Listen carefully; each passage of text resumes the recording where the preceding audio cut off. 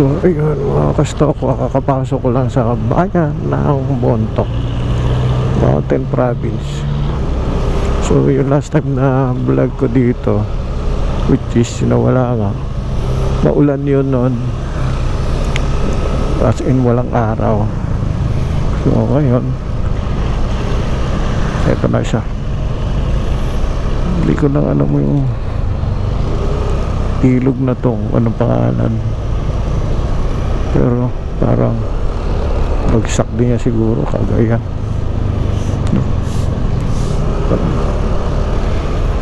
So ito na ang siya ngayon. Talagang malamang Banawi maging ganito na rin, pero hindi man siya maging ganito kalapad. Later on gagawin na yan ang paraan.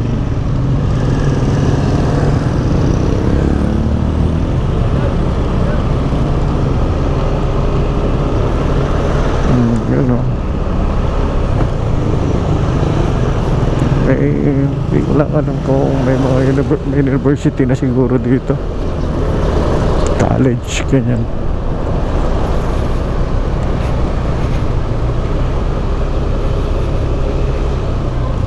Ayos pa rin naman, pero parang alam mo yung, alam niyo yung mga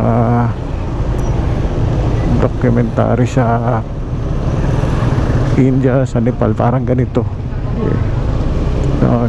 Papalibutan ng bundok. Wow, nakakatuwa. Simple lang, no? Ganito lang, hindi magulo. Ganyan lang siya, kasi nga maluwag-luwag pa. So saan ka magpapagas? Doon na lang siguro ako magpapagas. You know, dami rin ano dito, lodging house, pagkain. So hindi ka na rin maano, hindi nga lang. Para syempre kung ayaw nyo ng ganito, mga tao, building, edi akit ng Sagada. So ngayon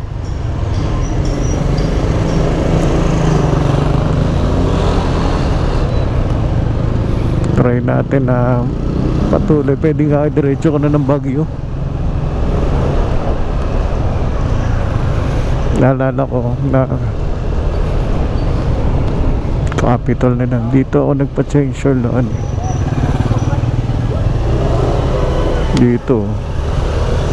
Diyan. Anyway, Petron. Siguro doon na lang. Okay. Ayan ang Bontoc, Mountain Province. Papalabas na rin tayo ngayon. Iisip ko pa kung ano, puro isip hirap pag-stock ko.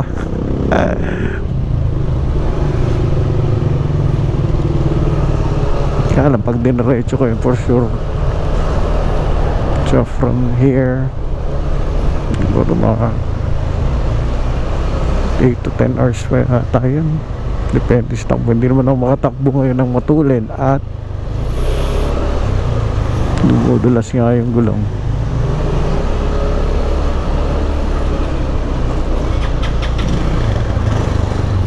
So stock ko, ayan na, at least may mga idea na kayo pag sakaling naligaw kayo dito sa itsura lang, kasi hindi ko naman ma-detail lahat. Well, passing through lang naman ako. Hindi naman ako mag-stay ng matagal dyan. Ayan. Wow, tingnan nyo to, diba? Ganyan sila mag-ayos ng grabe.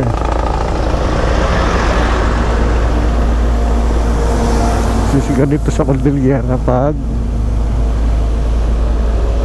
tag-ulan. para ding ano, yung mga napapanood kong video, yung mga documentary video, yung mga sa Argentina, yan yan, effort talaga ng pag-alis ng mga debris.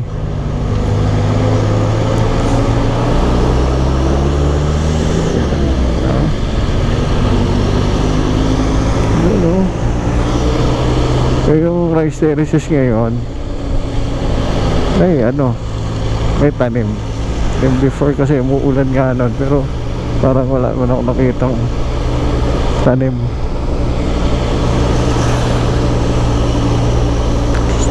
So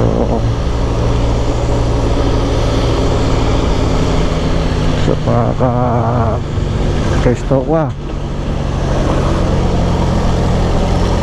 ito na naman ang isang kwento na dito ko muna tatapusin hanggang sa susunod.